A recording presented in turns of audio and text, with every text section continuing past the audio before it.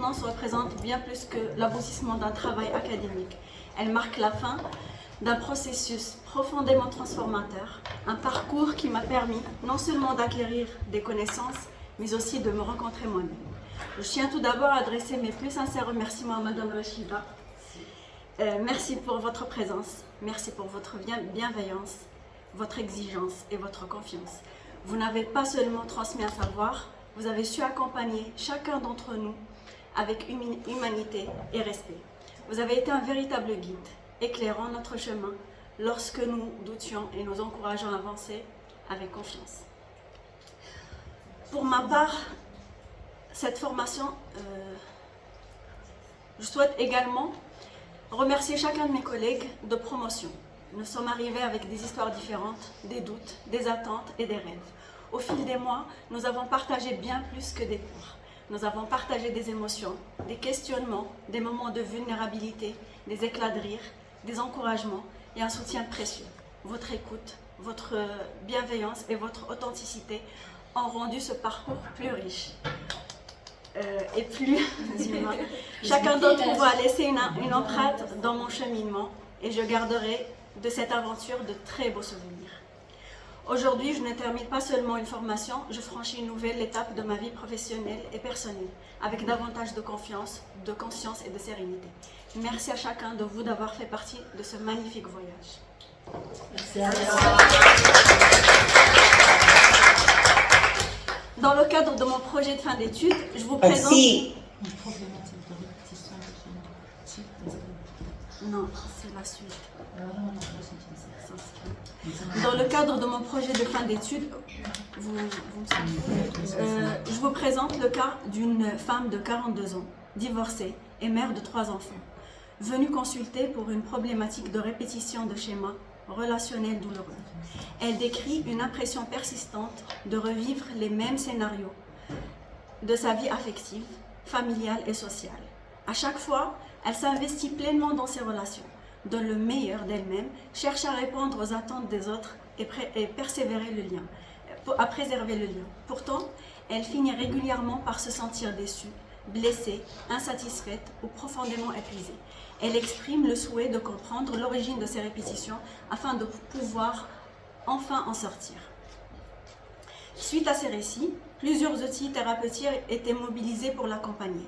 La thérapie cognitivo-comportementale a permis d'identifier les pensées automatiques, les croyances intermédiaires et les croyances fondamentales qui entretenaient ces difficultés relationnelles, puis de les restructurer progressivement. La thérapie des schémas a constitué le fil conducteur de la prise en charge.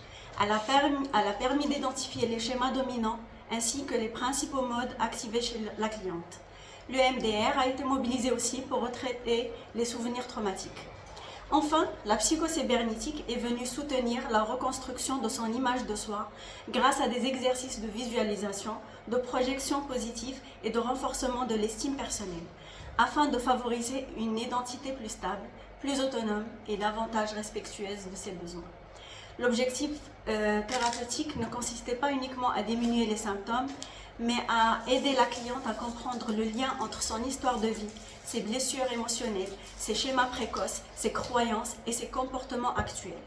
Il s'agissait également de lui permettre de restaurer son estime d'elle-même, de développer un attachement plus sécurisant, d'apprendre à poser des limites, à reconnaître ses besoins et à construire des relations fondées sur la réciprocité plutôt que sur le sacrifice. Au terme de 10 séances, plusieurs évolutions ont été observées. La cliente a progressivement compris l'origine de ses répétitions relationnelles, identifié ses schémas et développé une meilleure capacité à comprendre et connaître sa valeur indépendamment de ce qu'elle apporte aux autres.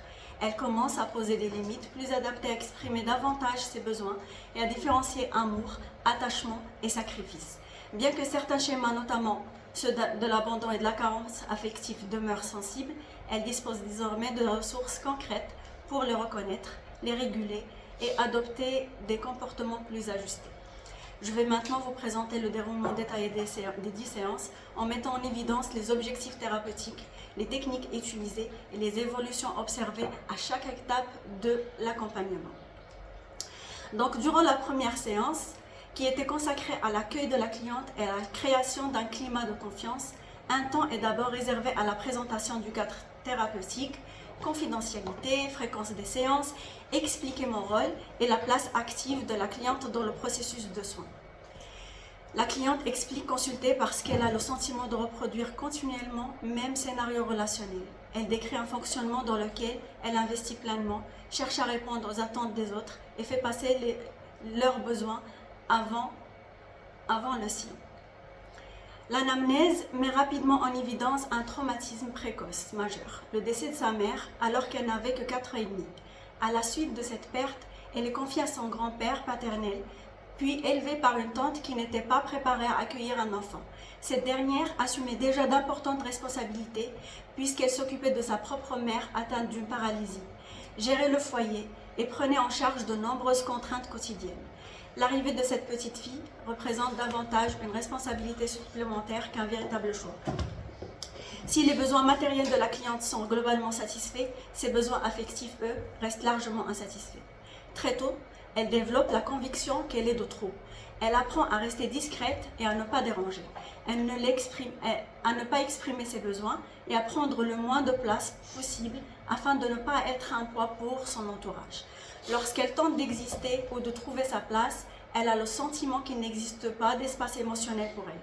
Progressivement, elle construit une représentation d'elle-même comme une personne qui ne mérite pas pleinement d'être vue, entendue, protégée ou choisie ou même aimée. Durant toute son enfance, elle grandit sans véritable figure d'attachement sécurisante. Bien que son père soit physiquement présent, il demeure émotionnellement peu disponible. Soucieuse de ne pas augmenter sa souffrance après le décès de sa mère, elle choisit souvent de ne pas lui parler de la maltraitance psychologique qu'elle subit au sein du foyer. Les rares fois où elle tente de se confier, soit cela provoque davantage de conflits familiaux, soit son père préfère de ne pas intervenir ni prendre sa défense. Cette absence de protection vient renforcer la croyance qu'elle doit faire face seule aux difficultés et qu'elle ne peut compter sur personne pour répondre à ses besoins émotionnels. Paradoxalement, cette souffrance devient un moteur d'adaptation. Très investie dans sa scolarité, elle fait partie des meilleurs élèves de sa classe. Les performances scolaires deviennent un moyen d'obtenir de la reconnaissance, de donner un sens à ses efforts et de retrouver une impression de contrôle. Peu à peu, elle apprend à fonder sa valeur personnelle davantage sur ce qu'elle accomplit et sur le simple fait d'exister. Cette histoire de vie favorise le développement de plusieurs blessures émotionnelles, principalement le rejet et l'injustice, et dans certaines situations relationnelles, la trahison. Ces blessures vont progressivement s'organiser autour de plusieurs schémas précoces, inadaptés, décrits par Jeffrey Young. Le schéma de carence affective apparaît comme central. La cliente grandit avec le sentiment de ses besoins d'amour, que ses besoins d'amour, de soutien, de protection et de compréhension ne seront jamais véritablement satisfaits. Le schéma d'abandon est directement lié à la perte précoce de sa mère et la peur constante de perdre les personnes importantes. Le schéma de méfiance et d'abus l'amène à anticiper la déception, le rejet ou la trahison malgré son fort besoin de proximité. Le schéma de honte nourrit un sentiment profond de ne pas être digne d'amour ou d'attention.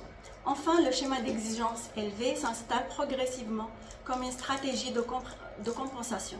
Elle pense devoir être irréprochable, performante, forte, généreuse pour mériter sa place et être aimée. On retrouve également des éléments de sacrifice de soi et de vulnérabilité émotionnelle. Ces schémas entretiennent plusieurs croyances fondamentales telles que « je suis de trop »,« je dois mériter l'amour »,« je ne dois pas déranger »,« si je montre mes besoins, je serai rejetée » ou encore « ma valeur dépend de ce que je fais pour les autres ». Sur le plan de l'attachement, son fonctionnement s'apparente à un style d'attachement évitant. Elle aspire profondément à créer des liens sécurisants, mais protège sa vulnérabilité en contrôlant ses émotions, en limitant l'expression de ses besoins affectifs, en privilégiant l'autonomie. Cette stratégie lui procure un sentiment de sécurité à court terme, mais entretient à long terme son isolement émotionnel et ses difficultés relationnelles. En fin de séance, une première psychoéducation est proposée et j'explique que certaines expériences précoces peuvent influencer durablement les croyances, les émotions et les comportements relationnels. Cette explication permet à la cliente de commencer à donner du sens à ses difficultés actuelles. Les outils mobilisés pendant cette première séance étaient l'écoute active, le questionnement, la reformulation au fur et à mesure de l'entretien, la validation émotionnelle, l'anamnèse et le début de la psychoéducation. Mes observations. La cliente se montre investie dans la démarche thérapeutique et manifeste une bonne capacité d'introspection. Son discours est cohérent et riche en émotions, bien qu'elle tende à minimiser sa souffrance et à mettre davantage l'accent sur le besoin des autres que sur les siens. Cette première séance met déjà en évidence un fonctionnement marqué par le perfectionnisme, le sacrifice de soi et une difficulté importante à reconnaître sa propre valeur indépendamment de ce qu'elle apporte à son entourage. Une ligne de vie était établie pour soustraire les événements marquants, négatifs et positifs, et relever quelques hypothèses. Donc ici, j'ai essayé de faire bien tant que mal une ligne de vie montrant les différentes étapes et les événements négatifs et positifs. On a pu soustraire effectivement des hypothèses comme l'événement précoce, comme le décès de la mère, le manque affectif, l'absence de protection. Ici, j'ai généré un petit schéma pour montrer les événements précoces, qu'est-ce qu'ils peuvent engendrer comme blessures émotionnelles. Donc déjà, on voit bien qu'il y a le rejet et l'injustice. Les schémas précoces comme la carence affective, l'abandon, la méfiance, la honte et l'exigence élevée. Les conséquences actualisées et les stratégies thérapeutiques ciblées. Bilan de la séance, à l'issue de cette première rencontre, une alliance thérapeutique satisfaisante est établie. Les principaux événements de vie ont été identifiés et les premières hypothèses cliniques ont été formulées. La deuxième séance était consacrée à l'identification des schémas précoces et des croyances dysfonctionnelles. Donc la séance débute par un temps d'échange sur le vécu de la première rencontre. La cliente explique avoir beaucoup réfléchi à son histoire de vie et dit avoir pris conscience de certains événements de son enfance, continue d'influencer sa manière d'entrer en relation avec les autres. Nous reprenons plusieurs situations récentes dans lesquelles elle s'est sentie déçue, rejetée ou épuisée. À travers le questionnement, elle remarque qu'elle adopte souvent le même fonctionnement. Elle donne beaucoup, anticipe les besoins des autres, évite les conflits et s'oublie progressivement dans les relations. À partir de ces exemples, une psychoéducation est proposée sur les schémas précoces inadaptés. J'explique que les expériences vécues durant l'enfance peuvent conduire au développement de croyances profondes qui continuent à orienter les comportements à l'âge adulte. En reliant les événements de son histoire à ses difficultés actuelles, plusieurs schémas apparaissent comme particulièrement présents, notamment la carence affective, l'abandon, la méfiance, la honte et l'exigence élevée. Et les croyances associées sont progressivement mises en évidence, comme « je suis de trop »,« je dois mériter l'amour »,« je ne dois pas déranger »,« si je dis non, je serai rejeté »,« ma valeur dépend de ce que je fais pour les autres ». La séance se poursuit par une première identification des drivers issus de l'analyse transactionnelle. La patiente reconnaît particulièrement les injonctions internes, soit parfaite, soit forte, fait plaisir, qu'elle relie spontanément son histoire familiale. En fin de séance, un schéma récapitulatif lui est présenté afin de lui montrer le lien entre ses expériences précoces, ses schémas, ses croyances. Je ne l'ai pas présenté ici, mais je l'ai, si vous voulez, je le joins plus tard. Donc, les outils thérapeutiques utilisés étaient l'entretien, la psychoéducation sur les schémas de Jung, questionnement socratique, identification des croyances automatiques, l'analyse transactionnelle, les pilotes automatiques, reformulation et validation émotionnelle. Mes observations, la cliente participe activement aux échanges et manifeste une bonne capacité de réflexion. Donc, une petite illustration ici pour montrer le cheminement de cette séance. Et j'ai commencé à proposer des exercices à faire entre les séances. Le premier exercice, c'était le journal d'auto-observation des schémas. Pendant la semaine, la cliente est invitée à compléter un tableau chaque fois qu'une situation lui provoque une émotion importante. Elle doit noter la situation, l'émotion ressentie, la pensée automatique, le comportement adopté et le besoin non satisfait. La consigne était l'objectif n'était pas de modifier le comportement immédiatement, mais d'apprendre à observer avec curiosité, sans jugement. Cet exercice servira de support à la troisième séance. Donc, la troisième séance était consacrée à l'analyse des situations déclenchantes et la restructuration cognitive. La séance débute par un retour sur l'exercice réalisé. À domicile, la cliente explique qu'elle a pu identifier plusieurs situations dans lesquelles elle s'est sentie rejetée, coupable ou responsable du bien-être des autres. Elle remarque que ces situations déclenchent presque systématiquement les mêmes émotions et les mêmes réactions. L'analyse des situations permet de faire apparaître plusieurs pensées automatiques et récurrentes. Je vais encore décevoir. Si je refuse, on ne m'aime plus. Je dois tout gérer seul. Mes besoins passent après ceux des autres. À partir de ces exemples, un travail de restructuration cognitive est engagé selon les principes de la TCC. Chaque pensée est examinée à l'aide d'un questionnement socratique. La cliente prend progressivement conscience que ses interprétations sont souvent influencées par son histoire de vie plutôt que par la réalité actuelle. La séance se poursuit par l'identification des modes de la thérapie des schémas. Plusieurs modes apparaissent régulièrement. L'enfant vulnérable, qui ressent la peur du rejet, la solitude et le manque d'amour. Le parent exigeant, qui lui impose d'être parfaite et irréprochable. Et le protecteur détaché, qui évite d'exprimer ses émotions pour ne pas souffrir. À travers différents exemples, la cliente apprend à reconnaître quel mode est activé selon la situation rencontrée. La séance se termine par un travail centré sur les besoins émotionnels fondamentaux. Ensemble, nous identifions les besoins qui n'ont pas été suffisamment satisfaits durant son enfance, notamment la sécurité, l'affection, la protection, la validation émotionnelle, la liberté d'exprimer ses besoins et le droit d'avoir des besoins. La cliente comprend que ces comportements actuels représentent souvent des tentatives de satisfaire aujourd'hui des besoins restés insatisfaits dans le passé. Les outils thérapeutiques utilisés pendant cette séance étaient l'analyse du journal d'auto-observation de la séance dernière, la restructuration en se basant sur la TCC, le questionnement socratique, l'identification des modes en se basant sur la thérapie des schémas, la psychoéducation toujours et la validation émotionnelle. L'exercice proposé à faire entre les séances était maintenant, cette fois-ci, le journal des besoins émotionnels. Donc la cliente était invitée à compléter un tableau où elle note la situation vécue, l'émotion ressentie, le besoin émotionnel identifié et comment elle doit répondre à cette question, comment puis-je répondre à ce besoin de façon plus adaptée. En complément, je lui demande de répondre chaque soir à 3 questions. De quoi ai-je besoin aujourd'hui? Ai-je pris soin de moi autant que les autres? Quel geste de bienveillance puis-je m'offrir aujourd'hui? L'objectif est de développer progressivement la conscience de ses besoins personnels et de commencer à rééquilibrer l'attention portée aux autres et à elle-même. Bilan de cette 3e séance qui était marquée par le passage de la compréhension de son histoire à l'observation de fonctionnement actuel.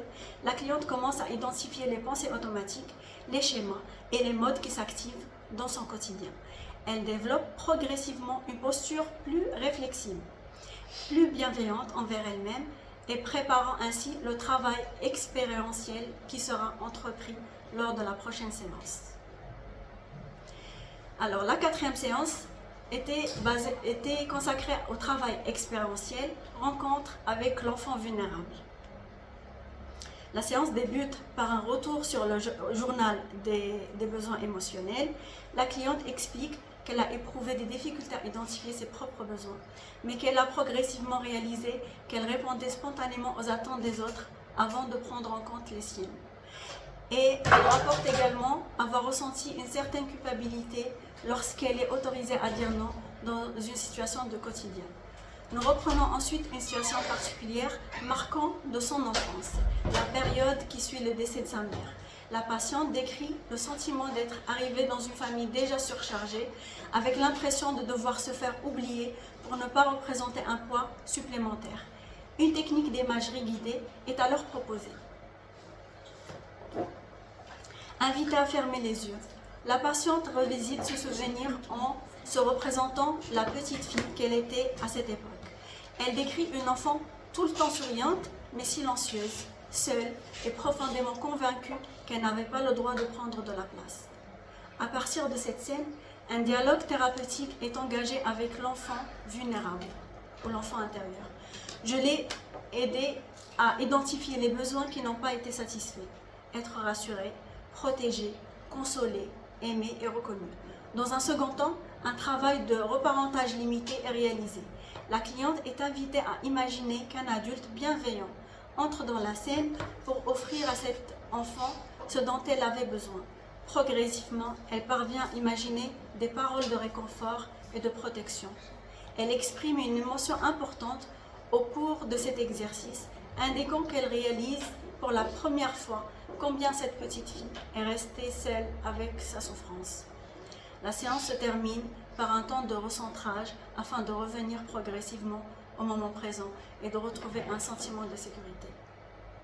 Donc j'ai utilisé pendant cette séance l'imagerie guidée, la thérapie des schémas, le travail sur le mode enfant vulnérable, le reparentage limité, la validation émotionnelle toujours et les techniques de stabilisation émotionnelle en créant un lieu sécurisant. La cliente s'investit pleinement dans l'exercice d'imagerie malgré une émotion intense. Elle reste en capacité de verbaliser ses ressentis. Pour la première fois, elle distingue clairement la souffrance de l'enfant qu'elle a été et l'adulte qu'elle est aujourd'hui.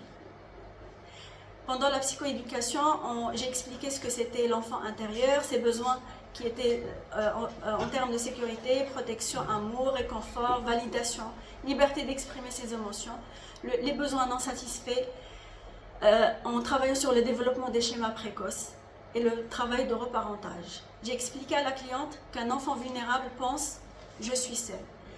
On doit développer un adulte bienveillant qui intervient dans ce cas-là pour dire que tu as le droit d'être triste, tu n'es pas un poids, tu mérites d'être aimé et protégé. Et là commence le début de la réparation émotionnelle. Donc l'exercice que j'ai proposé à la fin de cette séance, c'était écrire une lettre à la petite fille de 4 ans. La cliente est invitée à écrire une lettre à l'enfant qu'elle était après le décès de sa mère. Les consignes étaient de s'adresser à elle avec douceur et bienveillance, lui dire ce qu'elle aurait eu besoin d'entendre à cette époque, rencontre sa souffrance sans la minimiser, lui rappeler qu'elle n'était pas responsable de ce qui lui est arrivé, lui dire ce qu'elle aimerait lui offrir aujourd'hui en termes de protection, affection, sécurité et encouragement. Il est précisé que cette lettre n'a pas de vocation à être parfaite. Elle constitue un espace d'expression libre qui servira de support à la séance suivante. Cette 4e séance construit une étape importante du travail thérapeutique. Après avoir compris intellectuellement l'origine de ces difficultés, la patiente commence à entrer en contact avec les émotions associées à son histoire de vie. Le travail d'imagerie et de reparentage limité initie un processus de réparation émotionnelle en répondant symboliquement aux besoins fondamentaux qui n'ont pas été satisfaits durant son enfance.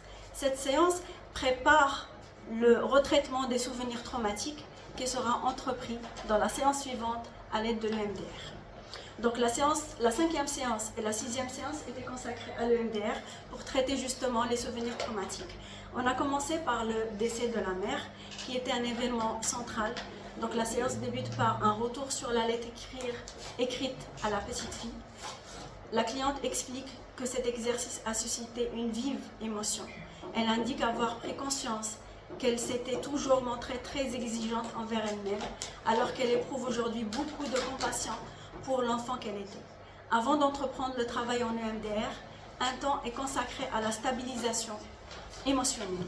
Les ressources déjà présentes chez la cliente sont identifiées et renforcées. Un exercice de respiration lente est réalisé, puis le lieu sûr est installé afin qu'elle puisse y revenir si nécessaire au cours de la séance. Une fois la cliente suffisamment sécurisée, le souvenir cible est défini. Le décès de sa mère et le sentiment d'être brutalement privée de sa principale figure d'attachement. La cliente identifie l'image la plus marquante de ce souvenir, ainsi que la cognition négative qui l'accompagne. La cognition négative, donc pendant le déroulement de la séance de l'EMDR, c'était « je suis seule, je suis de trop ». La cognition positive souhaitée et formulée ensemble, c'est « j'ai de la valeur, je peux être aimée et protégée ». Au fil des séries, différents souvenirs associés émergent spontanément. Le manque de réconfort après le décès de sa mère, le sentiment de ne pas avoir eu le droit d'exprimer sa tristesse et la conviction de devoir être forte pour ne pas déranger son entourage. Progressivement, la charge émotionnelle diminue. La patiente décrit une sensation d'apaisement et exprime une nouvelle compréhension de son histoire. Elle verbalise que la responsabilité de cette situation n'appartenait pas à l'enfant qu'elle était. La séance se termine par une réévaluation de l'intensité émotionnelle et par une phrase de stabilisation. La patiente est invitée à retrouver son lieu sûr avant de quitter la séance et le souvenir traumatique était désensibilisé avec réussite. Les techniques ou les outils thérapeutiques, c'était le MDR, installation du lieu sûr, respiration, la stimulation bilatérale, la restructuration des cognitions et les techniques de stabilisation émotionnelle. L'exercice proposé était cette fois-ci le journal des changements. La cliente était invitée à remplir dans un journal ou un tableau les situations vécues, l'émotion ressentie, la pensée spontanée et répondre à cette question à chaque fois: ai-je remarqué un changement? Cette 5e séance remarque le début de retraitement des souvenirs traumatiques par le MDR. La cliente commence à désensibiliser le souvenir du décès de sa mère et à modifier progressivement les croyances négatives qui en découlent. La 6e séance était dans le même thème, c'est-à-dire retraitement des souvenirs associés et avec le même processus, mais cette fois-ci avec des conditions négatives différentes, comme je suis un poids, je n'ai pas ma place. Les émotions ressenties que j'ai demandé qu'elle nomme étaient la tristesse, la honte, la solitude, l'impuissance. La cognition positive recherchée, c'était « j'ai le droit d'exister, j'ai ma place, mes besoins sont importants ». Le MDR s'est bien passé, les souvenirs étaient désensibilisés et la cliente montre une bonne capacité de régulation émotionnelle malgré l'activation de souvenirs douloureux. Elle semble progressivement moins envahie par la honte et la culpabilité. Une évolution importante apparaît dans sa manière d'interpréter son histoire. Elle commence à comprendre que son sentiment d'être de trop était une perception construite à partir de son environnement d'enfance et non une réalité concernant sa valeur personnelle. Elle manifeste davantage de compassion envers l'enfant qu'elle a été. On vérifie ensemble le dialogue intérieur. Avant, elle se disait « je dois me faire petite pour être acceptée ». Avec le travail thérapeutique, elle reconnaît les besoins de l'enfant vulnérable et maintenant elle peut dire « je peux prendre ma place tout en restant aimée ». Je lui propose de faire un exercice en l'invitant à réaliser chaque jour une petite action qui représente une prise de place saine.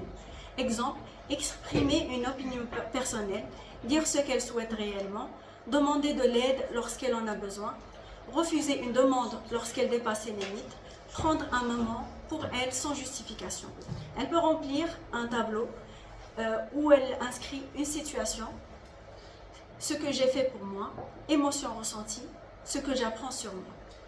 Et une question complémentaire lui est proposée chaque soir.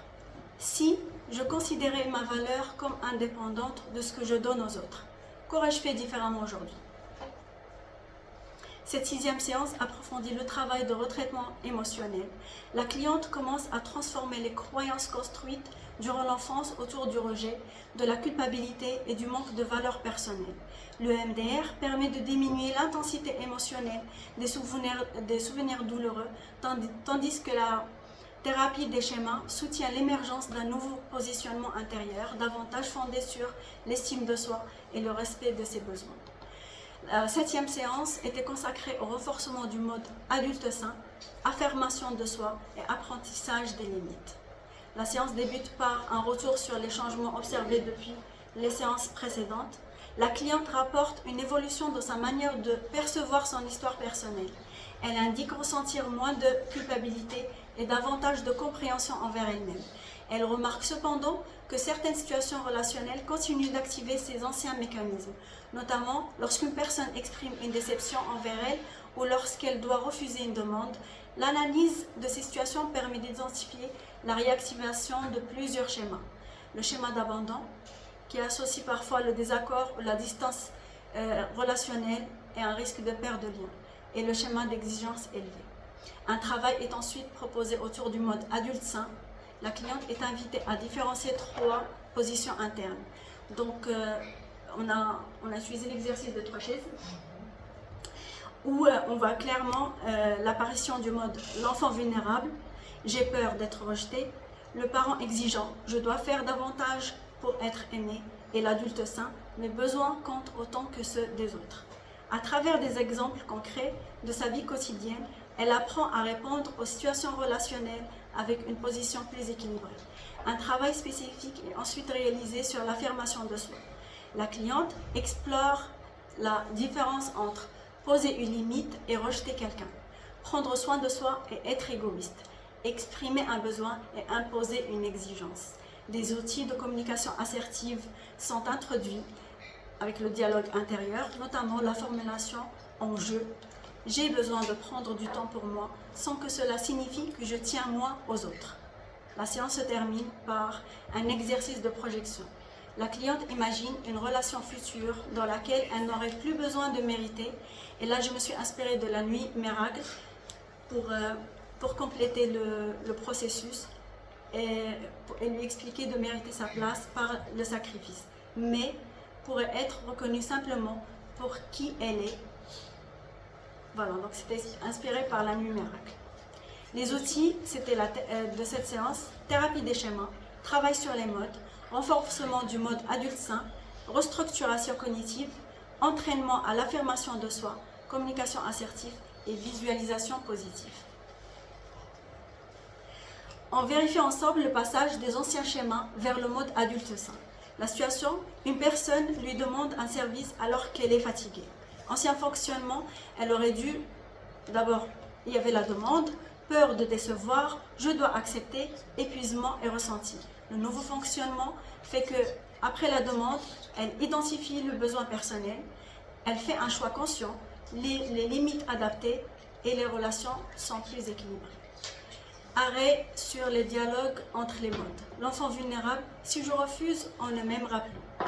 L'adulte sain dit, une relation solide peut supporter mes limites, j'ai le droit d'exprimer mes besoins. Le nouveau comportement adopté, respect de soi et respect de l'autre. L'exercice proposé, c'était instaurer mes limites et mes besoins. Toujours de la même façon, noter à chaque fois les situations, ce que j'ai fait habituellement, ce que j'aurais voulu faire et la nouvelle réponse possible. La 8e séance était basée sur la reconstruction de l'image de soi et développer une identité plus sécurisée. La séance débute par un retour sur l'exercice concernant les limites relationnelles.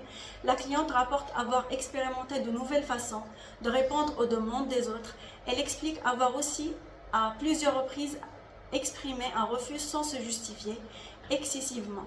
Bien que cette démarche ait suscité un sentiment de culpabilité et la crainte de décevoir son entourage, elle décrit également une sensation nouvelle, celle de se respecter davantage. Elle constate que les réactions des autres ont été moins négatives qu'elle ne l'avait anticipé, ce qui contribue à remettre en question certaines de ses croyances.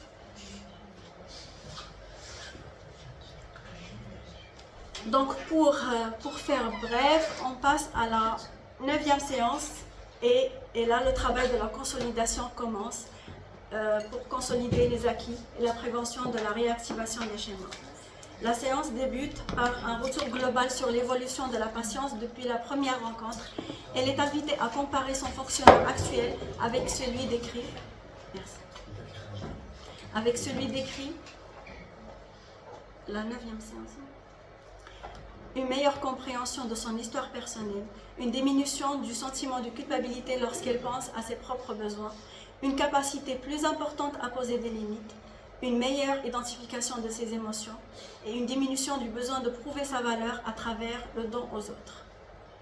Donc nous prenons alors le modèle des schémas afin d'identifier le processus d'activation. Situation actuelle, émotions intenses, anciennes croyances, anciens comportements et la nouvelle réponse du mode adulte sain. La cliente montre une évolution notable dans sa capacité à prendre du recul face à ses réactions émotionnelles. Elle ne se définit plus uniquement à travers ses blessures ou ses difficultés relationnelles. Elle reconnaît que certains schémas restent sensibles, particulièrement l'abandon et la carence affective, mais elle dispose désormais d'une meilleure capacité à les identifier et à y répondre autrement. Elle exprime davantage de confiance dans sa capacité à construire des relations fondées sur la réciprocité plutôt que sur le sacrifice. On a créé une boîte à outils pour la cliente où elle notera régulièrement, pour consolider tout ça, les difficultés rencontrées et l'outil utilisé. Par exemple, pour être rejeté, peur d'être rejeté, me rappeler ma valeur personnelle. Difficulté à dire non, communication assertive. Critique intérieure, dialogue bienveillant avec soi. Stress émotionnel, respiration et ancrage. Anciens souvenirs douloureux, technique de stabilisation. Mon plan personnel de maintien et des acquis, la cliente est invitée à construire son propre guide de sécurité émotionnelle. Elle complète les rubriques suivantes. Les anciens schémas à surveiller, l'abandon, carence affective, sacrifice de soi, exigence élevée, pour prendre conscience à chaque fois que le schéma s'active et mettre des signes d'alerte. Ce que je peux faire pour prendre soin de moi et les phrases ressources que je veux garder. J'ai le droit d'exister, je peux être aimé sans me sacrifier, mes besoins ont de la valeur, une relation saine respecte les deux personnes. Elle est également invitée à écrire une lettre intitulée « À moi-même » dans les moments où j'oublie ma valeur. Cette lettre servira de ressource personnelle après la fin de la thérapie. La 10e séance était consacrée au bilan thérapeutique et à l'intégration des acquis et la clôture de suivi.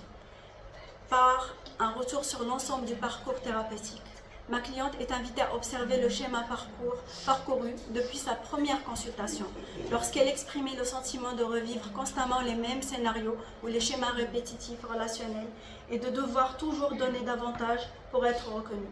Un travail de comparaison est réalisé entre son fonctionnement initial et son fonctionnement actuel. Au début de l'accompagnement, ma cliente décrivait une peur importante du rejet et de l'abandon, une tendance à s'oublier au profit des autres, une difficulté à exprimer ses besoins, un besoin de perfection et de contrôle, une croyance profonde selon laquelle elle devait mériter l'amour. À la fin du suivi, elle identifie plusieurs changements. Une meilleure compréhension de son histoire et de ses schémas, une capacité à reconnaître ses émotions et ses besoins, une diminution de la culpabilité lorsqu'elle prend soin d'elle, une meilleure capacité à poser des limites, une image d'elle-même plus positive et plus stable, une vision plus équilibrée des relations affectives. Donc, ma cliente présente une évolution significative sur le plan émotionnel, cognitif et relationnel. Elle ne nie pas les blessures vécues dans son enfance, mais elle parvient désormais à les regarder avec davantage de compréhension et moins de souffrance. Elle identifie que ses anciens comportements étaient des stratégies de protection développées face à un environnement peu sécurisant. Elle peut aujourd'hui choisir des réponses plus adaptées à ses besoins actuels. Les schémas d'abandon et de carence affective restent des insensibles, mais elle ne dirige plus automatiquement ses comportements.